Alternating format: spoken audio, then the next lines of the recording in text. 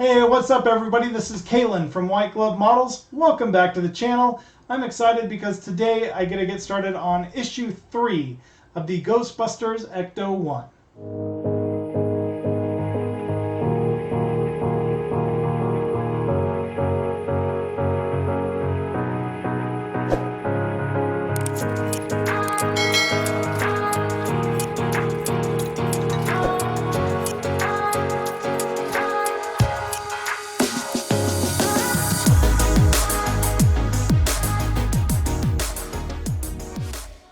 Issue 3 includes stages 3, 4, 5, and 6. It came with a couple of exciting things in the pack as well. We have the binder, which will be holding the magazines. You'll be putting them in there when you're done with the magazine, and it'll help protect them. And most exciting of all, we got the magnet. I thought when I ordered this that the magnet was just going to be a little tiny magnet, but no, look at this thing. That's in front of my face. This thing is massive. So cool, and not really sure what I'm going to do with it. Stick it on the side of my car and pretend to be a Ghostbuster, I don't know. But it's a really cool magnet. This is stage 3 of the Ghostbusters Ecto-1. We have the bumper right there and more parts to the bumper, all chrome. And the fog lights. So of course we got more screws with this kit. I'll go ahead and open these up and put them into their little jars. We have some AP screws, some more BM screws, and then last we have some DP screws. These are new. And we are going to start with this portion of the bumper.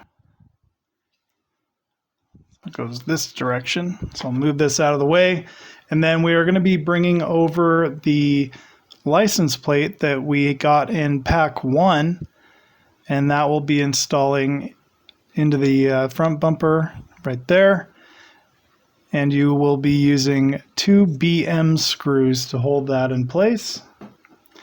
And I'll be using the PHO screwdriver and grab the oil here because it is going into metal. The license plate is made out of metal.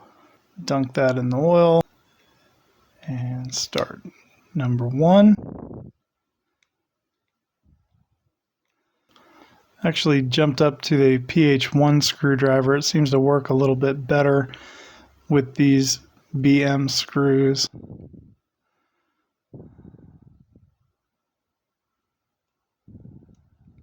There we go. Go ahead and tighten this one down all the way, and then go back and tighten down the first one.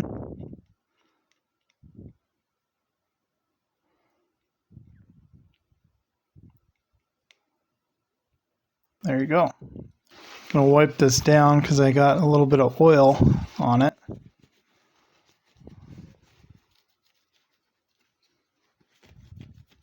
I'll have to buff that out. So there you have it, the front bumper and license plate. I don't know if you can see on here, but mine has a couple of defects in it. There's that there and then that as well. So this might be getting some extra attention on the patron channel. Clean it up and re-chrome it. But set that off to the side for now. Next, we're going to grab the fog light casing, which is what they're calling this. They are labeled, so there is a little L inside there. I don't know if you guys can see that or not. There you go. There's a tiny little L right there. And then the left-hand lights, they're labeled L1 and L2. And then you have the lens cover, which also has an L on it. It's kind of hard to see that. There you go. That'll be going into place just over here. I'll turn it this way because that's how it's pictured in the image that I'm working off of. Next, you will take L1, which is this one right here. And these don't light up. I bet we can make them light up down the road. So L1 goes right here over the first lens. And you will be securing these in place with AP screws. And since this is plastic, I'm not going to worry about dipping it in any of the oil. So I'll turn this just like this. Hopefully you guys can see that. And there's this hole right here. And just start that screw. Don't screw it down all the way just yet. And then we'll grab our second screw. And then in the very back, this is going to be a little tricky. And you're just going to try to line up that hole. Go ahead and screw that all the way down and make it tight. And then do the same thing on the first one that you put in.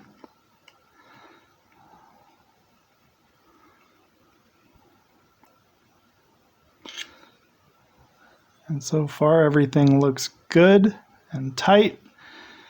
And then we'll do the same thing with L2. Just drop it right into place. And grab a couple of the AP screws. I'm going to start with this one right here. And then just slowly get it started. And then I'm going to grab the second one and put that in before I tighten the first one up.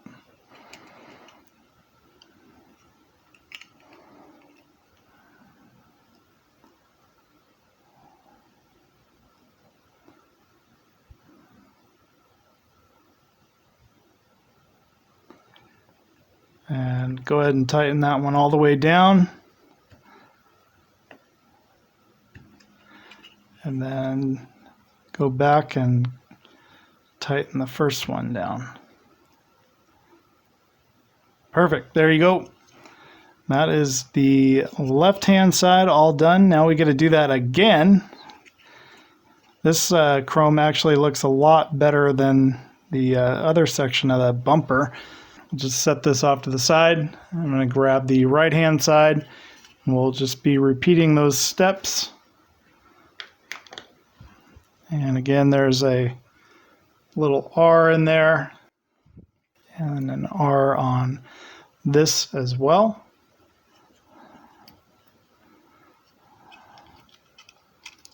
There we go. So this time I'm going to start with R2, and it looks like it's oriented this way with the R2 upside down. Go ahead and pop that in. It looks good there. And use the AP screws. Just start that one. I'm not going to put it down all the way just yet. And do the other side. Double checking to make sure everything's lined up. And I'll go ahead and tighten this one all the way down.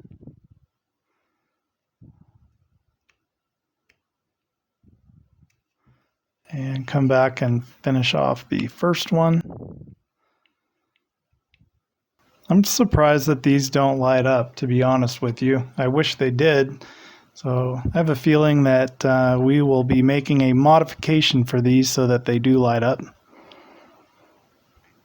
And you'll take R1.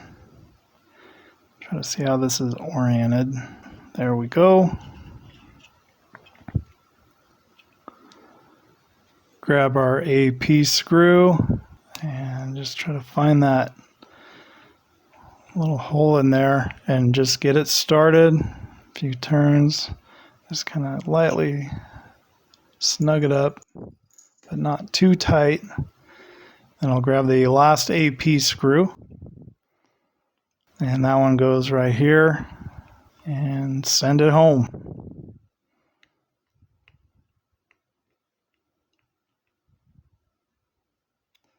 Then I can go ahead and snug all of these up.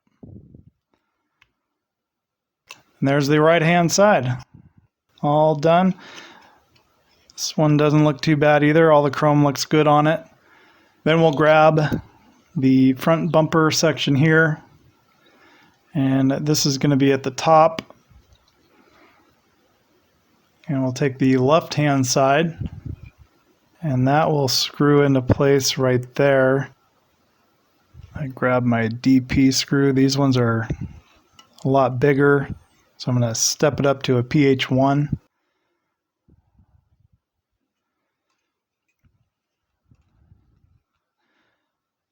And And just hold those two together. Make sure that that finds its home. And start screwing that down. Before I go too tight, I'm going to double check the fit on this, because I really want that to, it might be easier if I do this. I really want that seam to line up really good with no gaps. And so far we've got a little bit of a gap there. Let's see if that closes when we tighten it up.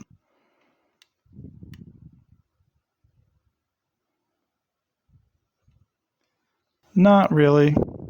So there's a little bit of a gap there. I know my fingers have a little bit of oil on them.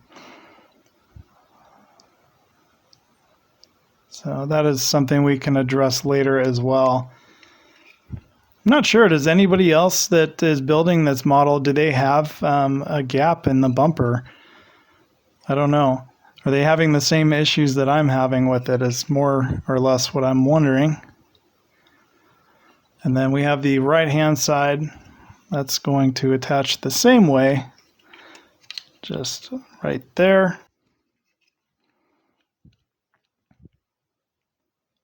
And again, I'll use the PH1 screwdriver for the DP screw. Just make sure everything is lined up.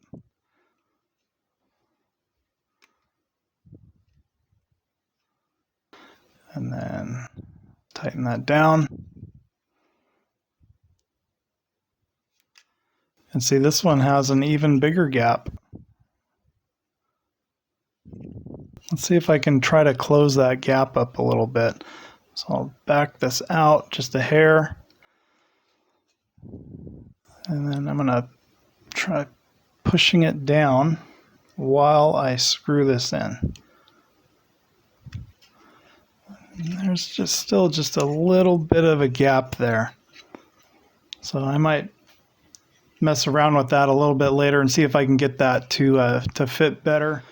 But there you go. That's what we've done so far. Now we get to attach this to the rest of the bumper that we did in pack 1. So we'll grab the first section of the bumper or grill that we did in stage 1, turn it around just like that. And then this section of the bumper will be attaching to the front of it. And turn it around so you can see. So we have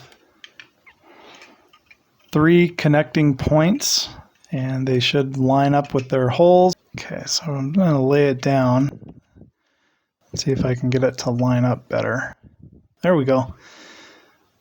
Then you'll take your DP screw. Just make sure that we are in the hole. I'm just going to start that. I'm not going to screw it down all the way just yet. Make sure everything looks good. Perfect. Now we can put in our second one. Get that one going. And the third one. And I'll go ahead and lock this one in. Good and tight. And tighten up the middle one. And the last one here.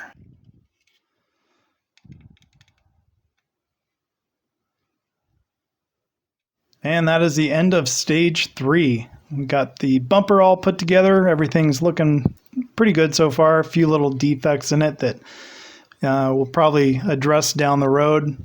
Got plenty of time to do that. So I'll probably be, while I'm waiting for pack 3, might be doing a little bit of work on this and cleaning it up, or doing it sometime down the road. So that'll be fun. And then I do want to try to get these lower fog lights to light up. Just a little something that I think they should.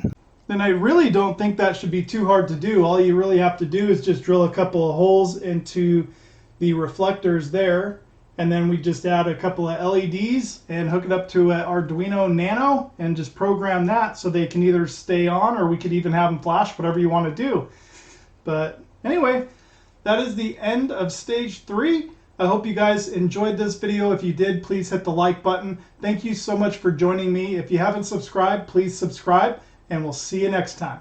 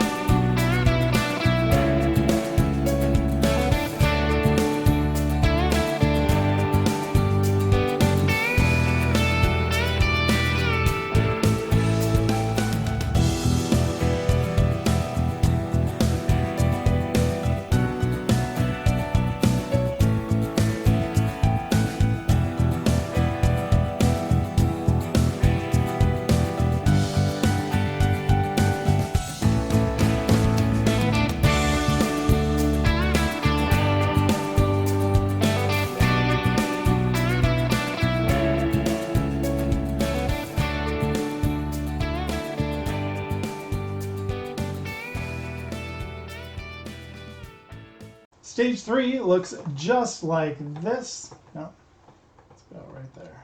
Don't forget to tell your friends. No. Good.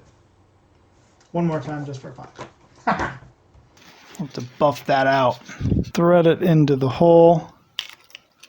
Just fit it down into that hole. For real skis this time. The end.